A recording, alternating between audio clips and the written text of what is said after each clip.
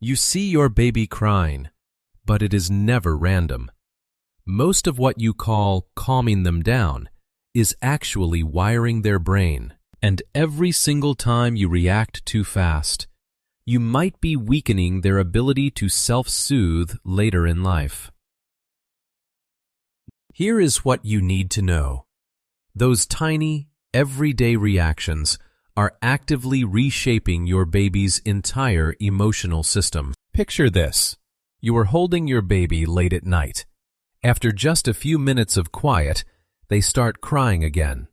Your hand is already reaching for your phone before you even realize what you're doing.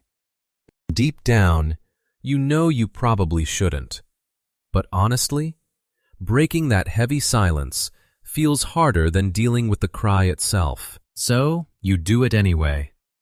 But in that exact moment, you aren't just drowning out a noise. You are repeating a pattern that your baby's brain is actively recording. What feels like a small, harmless daily reaction is actually building the framework for how your child handles every future emotion. Let's break down what your baby is actually learning from these moments, step by step. You aren't just hearing a cry. What you actually hear is an internal panic, an invisible pressure telling you to fix it, to shut it down immediately. In the quiet room, the baby starts crying. What's your first instinct? You reach for your phone, turn on a video, a song, or grab anything that makes sound to distract them. Inside your head, there's only one thought running. I just need this noise to stop right now, just for a second. But wait, stop for a moment. A newborn's cry is not noise. It's not a broken machine where you just hit the mute button. It is early communication, a biological feedback loop shaping how you and your child respond to each other. When they cry, and you instantly kill that cry with a screen or a digital distraction, a dangerous mechanism starts wiring inside that tiny, developing brain. It links distress directly to an external interruption. The child never learns how to sit with discomfort from within, and the cost of that comes later than you think. Years down the road, that child will struggle heavily with self-soothing. They won't know how to calm themselves down during a setback, because they were hardwired to depend on external stimulation to regulate their own emotions. This isn't about keeping the room quiet. This is about emotional regulation. Because every single quick fix you choose today is teaching a silent lesson. And that cry is only the first signal you are accidentally reshaping. Before the world is even real to your child, your reaction defines it. Think about a very familiar moment. A baby is crawling towards something completely new, a strange toy, an unfamiliar face, or a corner of the room they've never explored. Suddenly, they freeze. They stop looking at the toy. Instead, they turn back, looking straight into your face before making their next move. Inside their mind, there's a silent plea. Just look at me so I know what to do. Here's the thing. They aren't exploring the world alone. They are reading you first. Babies use a caregiver's facial expression to define the safety of their environment. When they look at you, their brain runs a specific program, assigning emotional value based on your reaction. If you look anxious, that object becomes danger. If you look relaxed, that world is safe. In other words, fear or safety is entirely borrowed from you. Your expression becomes their instruction manual. But if you overuse this power, what is the real cost? The child completely loses independent emotional judgment. Growing up, they will rely heavily on external cues, on approval, and the judgments of others just to know how to feel. And this dependency actually starts much earlier than movement. Your arms are not just comfort, they are regulation input. Think about this exact moment. A baby is held right after a long crying spell. Their body slowly begins to soften. Their breathing finally stabilizes. Inside their mind, there is a primal truth. I only feel better when you hold me. But this isn't just soothing. This is nervous system training. A newborn's developing nervous system can only stabilize through a caregiver's physical presence. It's called co-regulation. When you hold them close, a biological mechanism triggers instantly. Cortisol levels drop. Their nervous system, which was in a state of panic, literally mirrors and syncs with your calm state. What you repeat today becomes their baseline tomorrow. If a child doesn't get this gradual training to self-regulate, the cost is heavy. Years later, they will remain highly reactive under stress. They won't have an internal cooling system, leaving them easily overwhelmed by life's challenges.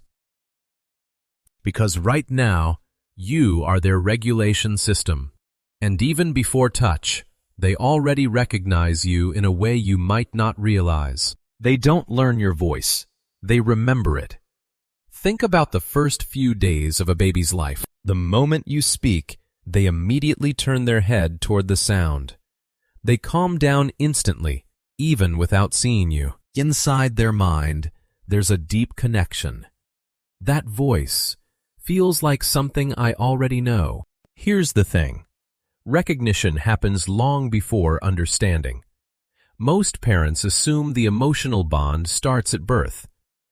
But by thinking that, they miss the most critical imprinting phase. An auditory memory was already formed deep inside the womb. Your child spent months tracking your rhythm, your tone, and your cadence. Familiarity was established before awareness even began. If you don't realize this, you miss the power of early attachment. That primitive recognition is the very foundation of your child's security. And that connection becomes strongest in the quiet silence between you. It takes only seconds for a bond to feel broken, even when nothing physically changes. Think about a famous psychological experiment. A parent is interacting normally with their baby. Then, suddenly, they turn their face into a completely blank slate. No smile, no warmth, no emotion. The baby notices instantly. They try harder to re-engage. They smile. They reach out. They make sounds. But when the face remains frozen, the excitement turns into panic. Inside their mind, there's a painful question. Why are you right there, but not with me? Here's the thing. Presence without responsiveness is emotional absence. A child's emotional stability depends entirely on your responsiveness, not just your physical presence. When you emotionally withdraw, whether you're burned out or just staring blankly at your phone, their attachment system detects danger. A massive stress response activates rapidly. The baby doesn't just feel alone. They feel abandoned. Connection is never about physical proximity. Inconsistent responsiveness damages their long-term emotional security. They grow up believing that the people they love can disappear emotionally at any moment. Because every single small response you give today is shaping something much deeper. You are not just raising behavior. You are building a nervous system. Think about the tiny, repetitive moments of your daily routine. A baby cries, and you choose to respond with warmth, or you choose to ignore it. Most parents look at these as fleeting, insignificant moments. But inside their minds, a sudden realization hits. I didn't realize I was teaching so much. Here's the thing. Nothing you repeat stays small. Responsive caregiving directly shapes the physical architecture of your child's emotional brain. Every single time a moment is repeated, a powerful mechanism triggers.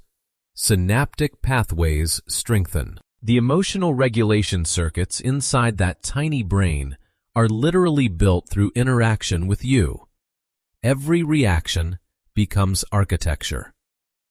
If those moments are met with consistent neglect or digital distraction, the long-term cost is devastating. Their lifelong capacity to handle stress and regulate negative emotions is weakened from the very start. You are either wiring them for security or wiring them for constant anxiety. And once you see this truth, you cannot unsee it. What feels like everyday parenting is actually the repeated shaping of your child's emotional regulation system. It doesn't happen through big decisions. It happens through the small, automatic responses you barely notice. There is a massive difference between a parent who reacts just to stop discomfort and a parent who understands what that reaction is actually teaching. One solves the moment, the other shapes the system. Your child will not remember your explanations.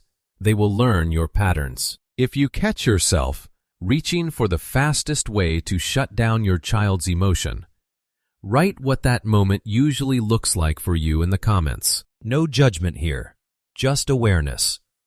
If this perspective helps you see those small daily moments differently, there's more like this coming in the next videos, because what you repeat quietly today becomes what they rely on tomorrow.